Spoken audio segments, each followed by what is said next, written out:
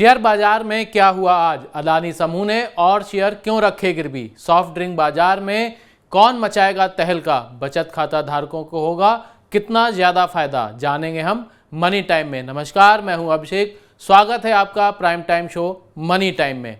3 दिन की तेजी के बाद शेयर बाजार में गुरुवार को फिर गिरावट आई। बीएसई सेंसेक्स 540 अंक टूटकर 59,806 अंक पर बंद हुआ। वैश्विक बाजारों में कमजोरी के साथ ही साथ रिलायंस इंडस्ट्रीज, बजाज फिनसर्व और आईसीआईसीआई बैंक में भारी बिकवाली की वजह से बाजार नुकसान में रहे। इसके अलावा प्रमुख मुद्राओं के मुकाबले रुपए के कमजोर होने से भी बाजार पर दबाव रहा। अमेरिका में ब्याज दरें और बढ़ने की उम्मीद में विदेशी निवेशकों ने भी जमकर बिकवाली की। इस वजह से ऑटो और उपभोक्ता टिकाऊ सेक्टर में सबसे ज्यादा गिरावट रही। अदानी समूह की प्रमुख कंपनी अदानी एंटरप्राइजेज ने अपने कर्जदाताओं को भरोसा जीतने के लिए अन्य कंपनियों के और ज्यादा शेयरों को गिरवी रखा है। एसबीआई कैप 89 ने बताया कि अदानी ग्रीन एनर्जी लिमिटेड के 0.99% शेयर गिरवी रखे गए हैं। वहीं अदानी ट्रांसमिशन लिमिटेड के 0.76% शेयरों को गिरवी रखा गया है। अदानी समूह ने 7 मार्च को 7,374 करोड़ का ऋण चुकाया है। हिंडनबर्ग की रिपोर्ट के बाद अदानी समूह के कर्ज को लेकर चिंताएं बढ़ गई हैं। रिलायंस कंज्यूमर प्रोडक्ट्स लिमिटेड ने सॉफ्ट ड्रिंक बाजार में हलचल मचाने की तैयारी कर ली है। कंपनी ने 50 साल पुराने प्रतिष्ठित बेवरेज ब्रांड कैंपा को लॉन्च करने की घोषणा की है। इसे 3 फ्लेवर में उतारा गया है। कैंपा के लॉन्च होते ही सॉफ्ट ड्रिंक बनाने वाली सभी कंपनियों में खलबली मच गई है। कैंपा इस गर्मी में भारतीय उपभोक्ताओं को द ग्रेट इंडियन टेस्ट पेश करेगी। कैंपा 200 ml से लेकर 2 लीटर पैक में उपलब्ध होगी। पूरे देश में कैंपा की बिक्री जल्द शुरू की जाएगी।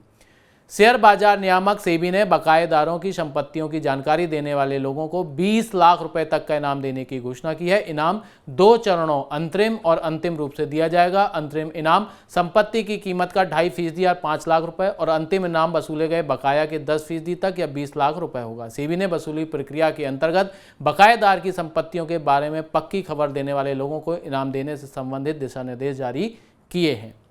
आईडीएफसी फर्स्ट बैंक ने बचत खाते पर मिलने वाले ब्याज दर को बढ़ाने की घोषणा की है। बैंक अपने ग्राहकों को बचत खाते पर अब 6.75% तक का इंटरेस्ट देगा। घरेलू, एनआरई और एनआरओ बचत जमा पर बढ़ी हुई ब्याज दर लागू होगी। बचत खाते पर प्रोग्रेसिव बेसिस पर ब्याज की दर तय की जाएगी। मतलब बचत खाते में जितनी ज्यादा राशि जमा होगी उस पर उतना ही ज्यादा ब्याज मिलेगा। कोटक महिंद्रा बैंक ने फिक्स डिपॉजिट को निवेशकों के लिए और ज्यादा आकर्षक बना दिया है। बैंक ने 2 करोड़ रुपए से कम वाली एफडी पर एक बार फिर ब्याज दर बढ़ाने की घोषणा की है। 390 दिन से लेकर 2 साल से कम वाली एफडी पर सामान्य ग्राहकों को 7.20% तक का अधिकतम ब्याज मिलेगा। वहीं वरिष्ठ नागरिकों को 7.70% ब्याज मिलेगा। इतना ही नहीं, बैंक अपने ग्राहकों को प्री मैच्योर विड्रॉल की सुविधा भी दे रहा है।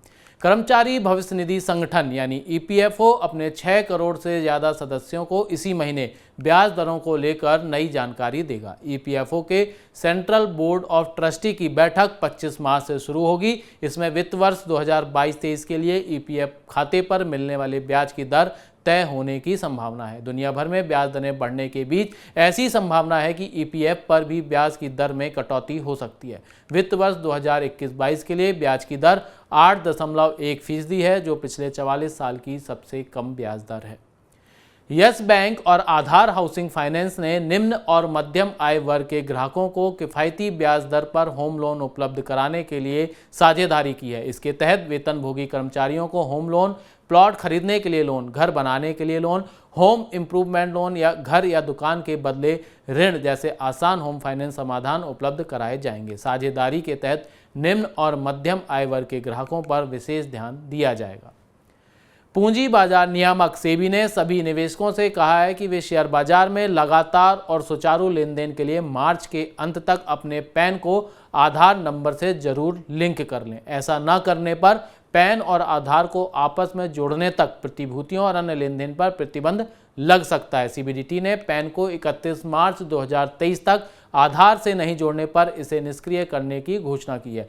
पैन एक प्रमुख पहचान संख्या है और प्रतिभूति बाजार में सभी लेन देन के लिए केवाईसी आवश्यकताओं का हिस्सा है। इसलिए सभी पंजीकृत प्रतिभागियों और बाजार अवसंरचना संस्थानों के लिए वैध केवाईसी सुनिश्चित करना जरूरी है। सरकार ने डिजिटल परिसंपत्तियों की निगरानी को कड़ा करने के लिए क्रिप्टो करेंसी सहित सभी वर्चुअल प्रॉपर्टी पर मनी लॉन्ड्रिंग एक्ट लागू कर दिया है।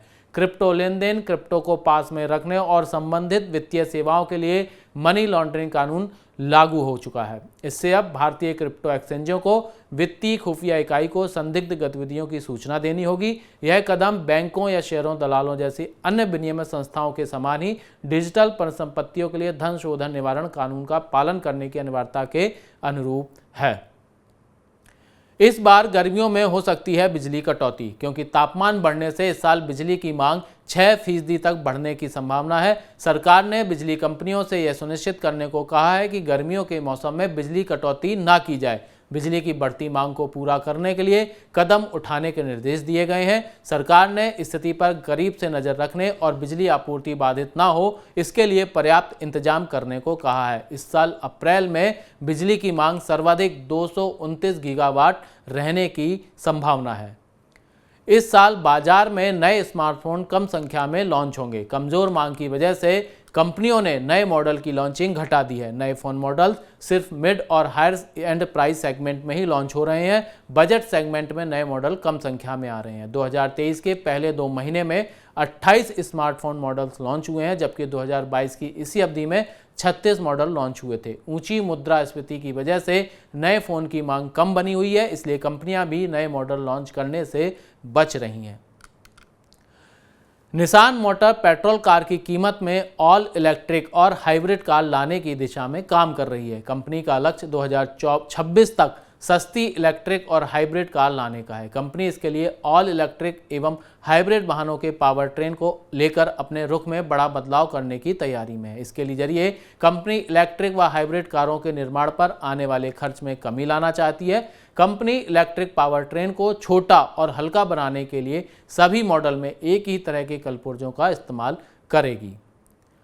Luxury car company Mercedes Benz ने विभिन्न कार मॉडलों की कीमतों में 2 से 12 लाख रुपए तक की बढ़ोतरी करने का ऐलान किया है। यह कीमतें 1 अप्रैल से प्रभावी होंगी। कंपनी 3 महीनों में दूसरी बार अपने वाहनों की कीमतें बढ़ा रही है। कंपनी ने कहा है कि यूरो के आगे रुपए के कमजोर पड़ने से उसका आयात महंगा हुआ है, जिसकी वजह से उसे कीमतें बढ़ानी पड़ रही हैं। अक्टूबर में 1 यूरो लगभग 78 रुपए का था, जो अब 87 रुपए का हो गया है। इससे कंपनी के ऊपर दबाव बढ़ा है। उम्मीद है आपको मनी टाइम का आज का एपिसोड पसंद आया होगा। आपको हमारा आज का शो कैसा लगा बताने के लिए कमेंट बॉक्स में अपनी राय जरूर शेयर करें। आपके सुझाव हमें शो को और बेहतर बनाने में मदद करेंगे। अपने काम की खबरों को देखने के लिए मनी 9 के मोबाइल ऐप को जरूर डाउनलोड कर लें। नई खबरों के साथ अब होगी आपसे कल मुलाकात। तब तक आप देखते रहिए मनी 9 के अन्य प्रोग्राम। नमस्कार, गुड नाइट।